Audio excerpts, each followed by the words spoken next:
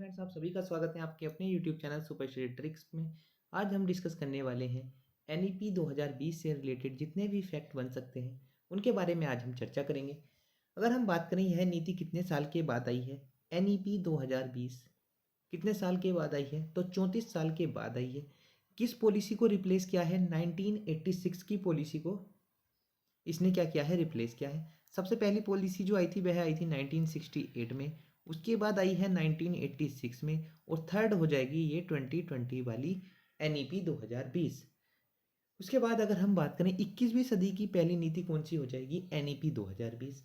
अगर आपसे पूछा जाए कि हेड कौन थे, कि एनईपी 2020 के हेड कौन है, तो ये हो जाएंगे कस्तूरी रंगन। और पहल में आपसे पूछा जाए कि पहल क्या है, तो यह किस पहल के अंतर्गत है? एक भारत श्रेष्ठ भारत पहल के अंतर्गत। तो कौन कौन से पॉइंट हो जाएंगे? कितने साल बाद आई है? 34 साल बाद आई है।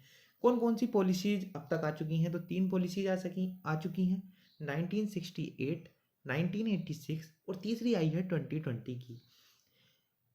एनईपी 2020 की हेड की बात करें तो उनका नाम क्या हो जाएगा? कस्तूरी रंगन। ये नाम आपको याद रखना है। अब आपको मोस्ट इंपॉर्टेंट पॉइंट जो है वो याद रखने हैं कि इसके लक्ष्य क्या क्या हैं। तो एक तो है 100% नामांकन का लक्ष्य, और नामांकन का लक्ष्य रखा गया है 2030 तक। एफएलएन के अंतर्गत इसका लक्ष्य कब तक रखा गया है? 2025 तक। और निपुण भारत के तहत रखा गया है 2026-27 तक। तो यहाँ आपको 3 लक्ष्य इसके याद रखने हैं।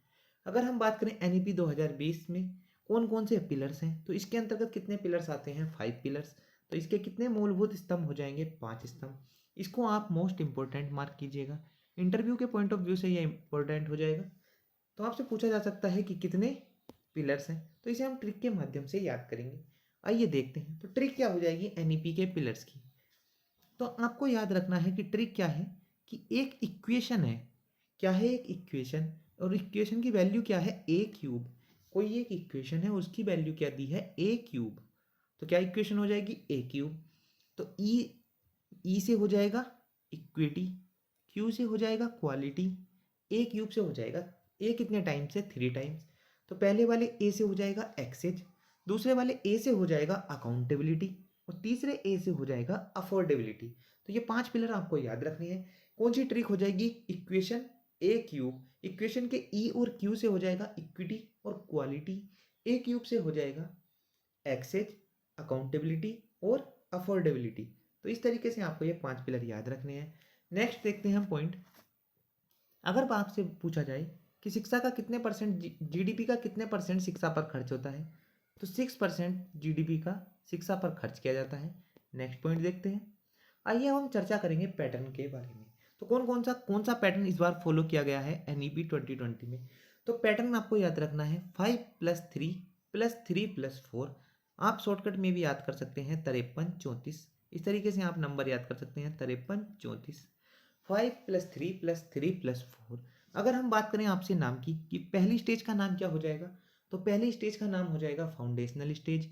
सेकेंड स्टेज का नाम हो जाएगा थ्री वाले पैटर्न का नाम हो जाएगा प्रिपरेटरी स्टेज। उसके बाद हो जाएगा मिडिल स्टेज, और 4 वाली का हो जाएगा सेकेंडरी स्टेज। आइए अब हम देखते हैं कौन कौन सी कक्षाएं आ जाएंगी। तो यहाँ पर क्या है 5, अर्थात इसके अंतर्गत कितनी कक्षाएं आएंगी? 5। तो बच्चे का जब एडमिशन होगा सबसे पहले किसमें? नर्सरी में। उसके बाद बह जाएगा एलकेजी में, फिर यूकेजी में, उसके बाद फर्स्ट और सेकंड। तो ये 5 क्लास कौन सी स्टेज कवर करती है? Foundational stage. इसके बाद हमारी सेकंड स्टेज आ जाती है प्रिपरेटरी स्टेज। तो इस स्टेज में क्या होगा? 2 तक तो बच्चा यहाँ पढ़ लिया, तो अब आ गया आपको 3 साल और बढ़ाने हैं, तो कक्षा 3, 4 और 5 ये किस में चले जाएंगे? इस वाले 3 में।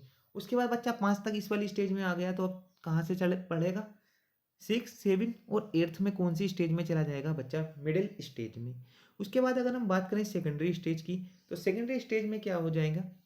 8 तक पिछली स्टेज में आ चुका है, तो 9, 10, 11 और 12 ये चौथी स्टेज में चले जाएंगे बच्चे।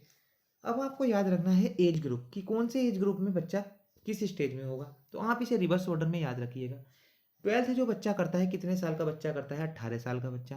तो 12th में 18, 11 में कौन सा हो जाएगा? 17, यहाँ हो जाएगा 16 और यहाँ 15। तो यानी ये 14 से 18 वाली स्टेज इस तरीके से आप याद कर सकते हैं। Foundational stage 3 to 8, age group preparatory में कितना हो जाएगा? 8 to 11, मिडिल में हो जाएगा 11 to 14 और सेकेंडरी में हो जाएगा 14 to 18। इस तरीके से आप इसे याद कर सकते हैं। नेक्स्ट देखते हैं, अगर आपसे पूछा जाए कि आंगनबाड़ी में एज अकॉर्डिंग टू NEP 2020 कितनी रखी गई है, तो बच्चा 3, 4, 5 ये 3 साल अपने कहा देता है आंगनबाड़ी में। तो आपको याद रखना है कि 3 से 5 तक के साल किस में चले जाएंगे, आंगनबाड़ी में। आइए हम देखते हैं मोस्ट इंपॉर्टेंट जो इंटरव्यू के पॉइंट ऑफ व्यू से हो सकता है। आपसे पूछा जा सकता है कि NEP का फोकस किस पर है, तो NEP का फोकस किस पर हो जाएगा, बहुभाषावाद पर NEP का जोर है। मीडियम ऑफ लैंग्वेज की बात करें तो NEP के अंतर्गत किस में शिक्षा दी जाएगी, मातृभाषा में। कक्षा 5 तक मातृभाषा में शिक्षा दी जाएगी और इसे कक्षा 8 तक भी बढ़ाया जा सकता है। ठीक है, उसके बाद है नेक्स्ट पॉइंट, प्रत्येक जिले में बाल भवन की स्थापना। प्रत्येक जिले में किसकी स्थापना होगी, एक बाल भवन बनाया जाएगा। और बच्चों के ऑल ओवर डेवलपमेंट के लिए, बच्चों के ऑल ओवर डेवलपमेंट के लिए क्या किया जाएगा, एक परख नामक एक परख का निर्माण किया जाएगा। और ये परख क्या हो जाएगी,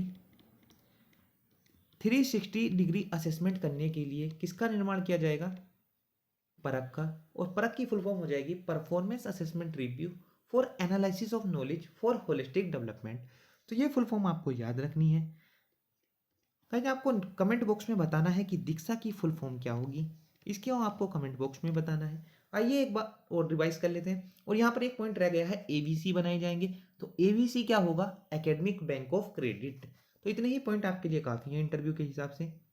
आपको याद रखना है NEP 2020 कितने साल के बाद आई है, 34 साल के बाद आई है। 1986 की पॉलिसी को रिमूव किया है।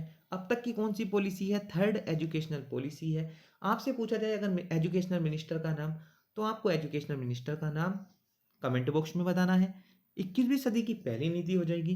हेड की बात करें तो हेड का नाम क्या हो जाएगा, कस्तूरी रंगन। लक्ष्य क्या क्या है, NEP 2020 के अंतर्गत 100% नामांकन का लक्ष्य रखा गया है 2030 तक। FLN का लक्ष्य रखा गया है 2025 तक। निपुण का लक्ष्य रखा गया है 2026-27 तक। आपको इनकी फुल फॉर्म भी याद होनी चाहिए कि FLN की फुल फॉर्म क्या होगी और निपुण की फुल फॉर्म क्या होगी। तो FLN की फुल फॉर्म हो जाएगी फाउंडेशनल लिटरेसी एंड न्यूमरेसी। इसके ऊपर हम एक वीडियो पहले भी बना चुके हैं, आप उसे देख सकते हैं।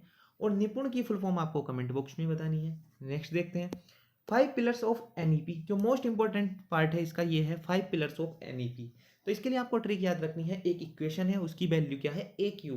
E से हो जाएगा इक्विटी, Q से हो जाएगा क्वालिटी, A से हो जाएगा एक्सेस, A से हो जाएगा अकाउंटेबिलिटी और A से हो जाएगा अफोर्डेबिलिटी। शिक्षा का कितने % GDP पर खर्च करना है, तो वह करना है आपको कितना, 6%। नेक्स्ट पॉइंट पैटर्न की बात करें तो क्या हो जाएगा, 5+3+3+4। पहली stage foundational stage, age group 3 to 8। दूसरी हो जाएगी preparatory stage, age group 8 to 11। तीसरी हो जाएगी मिडिल स्टेज, इसमें एज ग्रुप हो जाएगा 11 to 14। और सेकेंडरी स्टेज में एज ग्रुप हो जाएगा 14 to 18। तो ये पॉइंट आपको याद रखनी है। आंगनबाड़ी में एज कितनी बताई गई है आंगनबाड़ी के लिए, तो यह बताई गई है 3, 4 और 5, यानी 3 से 5 साल तक का बच्चा किस में जाएगा, आंगनबाड़ी में जाएगा। NEP की बात करें किस पर जोर है, तो बहुभाषावाद पर जोर है।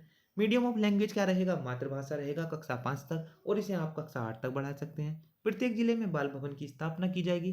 बच्चों के ऑल ओवर 360 डिग्री डेवलपमेंट करने के लिए किसका निर्माण किया जाएगा, परख का निर्माण किया जाएगा। और परख की फुल फॉर्म क्या हो जाएगी, performance assessment review for analysis of knowledge for holistic development. तो ये फुल फॉर्म्स आपको याद रखनी है। अपनी फुल फॉर्म याद करने के लिए आप ये भी कर सकते हैं, आप इन्हें कमेंट बॉक्स में एक बार लिख सकते हैं। और परख क्या है, एक मूल्यांकन केंद्र है, 360 डिग्री असेसमेंट सेंटर हो जाएगा। तो ये बात आपको याद रखनी है। ABC क्या की फुल फॉर्म क्या हो जाएगी, एकेडमिक बैंक ऑफ क्रेडिट। आपको कमेंट बॉक्स में बताना है दीक्षा की फुल फॉर्म क्या है और भारत के एजुकेशन मिनिस्टर का नाम क्या है। तो गाइस कैसी लगी हमारी वीडियो हमें कमेंट बॉक्स में ज़रूर बताइएगा। और अगली वीडियो के लिए हमें टॉपिक ज़रूर बता दीजिएगा कमेंट बॉक्स में, जिससे हम उस पर वीडियो बना सकें। Thank you friends.